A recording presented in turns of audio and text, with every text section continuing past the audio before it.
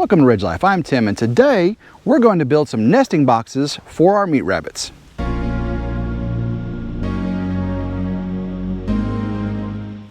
Old Frosty here, he's done his job and he's impregnated both our does, Peppa and Cupcake. Now we gotta get him some nesting boxes made. Now I got a template and we're gonna make 2 nesting boxes, get them all prepared up and get them ready for when our kindling happens. We've got our plans here for our nesting boxes. Now we're using 3/4 inch plywood. You can use a 1/2 inch plywood if you like. You can use OSB. You can pretty much use any material you want. Now don't forget, if it's wood, the rabbits are going to eat it. So if you're going to paint it, make sure you do it with an acrylic or some sort of paint that is acceptable for rabbits to ingest, because they will ingest it, that's for sure. Our plans call for an 11 inch by 8 inch top. The back is 10 inch by 10 inch.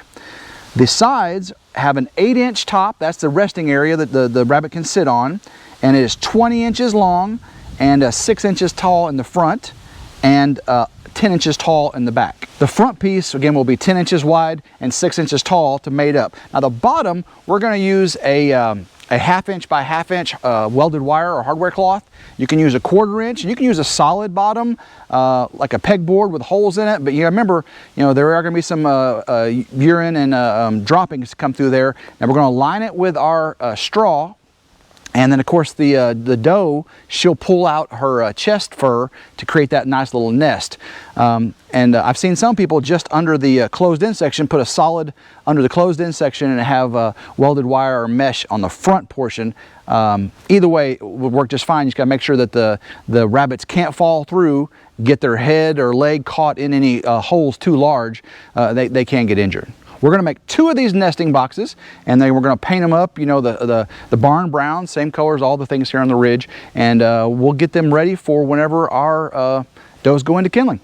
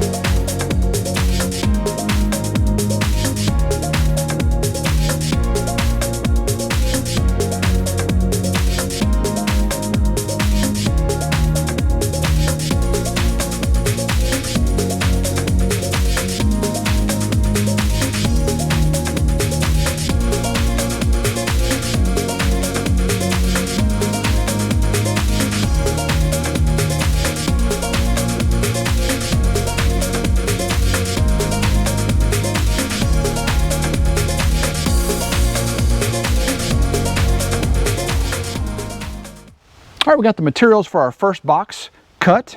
So here's our sides. You see with that set up there. This is our back. Of course, we have the top that the doe can sit on, and then we have the front. Of course, obviously it's going to be much wider than that, but this is the basic arrangement. Now we're going to assemble our nesting box. We're going to use some galvanized common 4D 1.5 inch nails, hammer. You can use screws if you like. Using 3/4 inch, you could use screws just fine. We're using nails. So now we're going to start to assemble our box.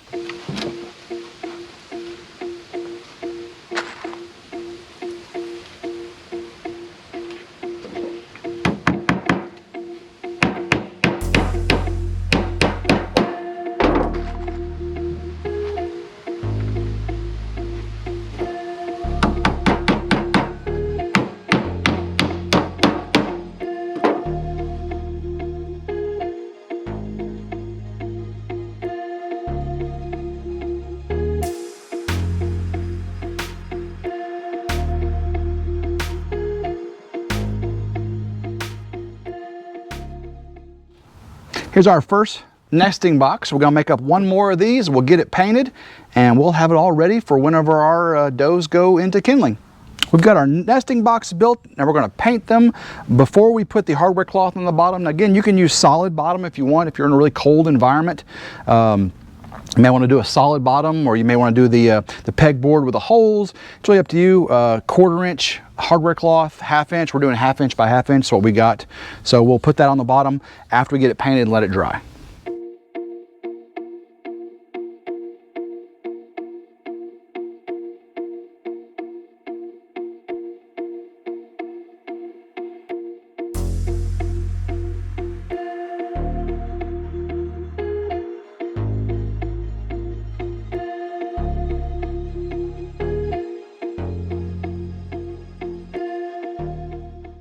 We have got our nesting boxes painted. They look nice barn brown. Now it's time to put the hardware cloth on the bottom. So we got 11 by 20 base here. We've cut out our 1/2 inch by 1/2 inch hardware cloth. Now you can use 1/4 inch by 1/4 inch. The smaller the better for the little bitty kits. You're going to put cardboard on the bottom anyway initially. That'll keep their little feet from falling through and getting stuck. And you can change this out, and then as they get older you can leave the cardboard out. We're going to put cardboard in initially. So 11 by 20. We already pre-cut these. We're going to use 3/4 inch poultry staples to attach this to the bottom of the nesting box. Get this lined up and we'll get a poultry staple on the corner here. There we go. Let's get it lined up. Make sure everything's straight. Of course, we'll cut the excess off the corners when we're done.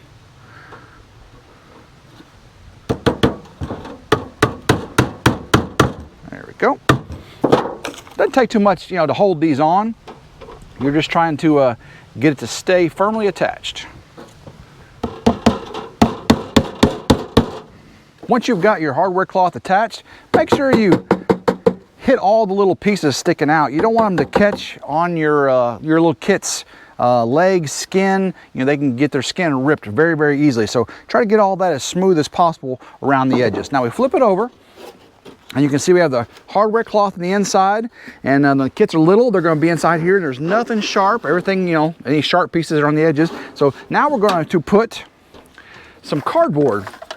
Just put the cardboard down in there and try to go as far back as possible. You can leave a little bit in the front open if you want, but you can make a form-fitting to the bottom. But now with the cardboard in there, that'll keep the little feet from going through the hardware cloth or whatever wire size you use. And then we're going to put hay. We're going to fill this with hay, and I'll show you that here in just a second. We've got our 2 nesting boxes. We've got the cardboard down. We've got the hardware cloth on the bottom. Now we're going to put our hay in here. Now we don't want to use a straw. We want to use a hay. Hay is something that they can eat on.